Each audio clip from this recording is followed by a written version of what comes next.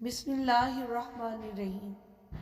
مسجد میں جماعت کے دوران ایک شخص کا موبائل بجنے لگا۔ نماز ختم ہوئی تو امام صاحب کے ساتھ ساتھ اور نمازیوں نے بھی اسے خوب ذلیل کیا۔ وہ شرم سے پانی پانی ہوتا ہوا باہر نکل آیا اور خود سے ہم کلام ہوا کہ میں آئندہ مسجد میں نہیں آؤں گا۔ کچھ دن بعد اس کے دوست اسے کلب لے گئے۔ وہاں اس کے ہاتھ سے گلاس گر کر ٹوٹ گیا۔ یہ مینیجر کو اپنی طرف آتے دیکھ کر ڈر گیا۔ مینیجر نے آتے ہی اس سے پوچھا، سر آپ کو لگی تو نہیں؟ یہ حیران ہوا اور اسے دیکھتا رہا اور مشکل سے نہیں کا لفظ منہ سے نکلا۔ مینیجر نے ویٹر کو بولا، سر کو دوسرا گلاس دے دو۔ پھر وہ خود سے ہم کلام ہوا، اب میں روز کلب آیا کروں گا، کلب والے تو میری عزت کرتے ہیں۔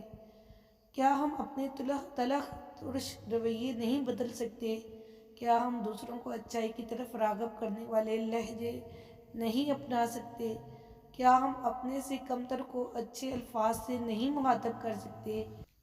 کیا ہم اپنے پیارے نبی صلی اللہ علیہ وسلم کی سنت کی پیروی کرتے ہوئے نیکی و حسنات کی نیت سے اخلاق حسنہ کا مظاہرہ نہیں کر سکتے؟ کیا ہم نرمی سے نہیں بول سکتے؟ ذرا سوچئے۔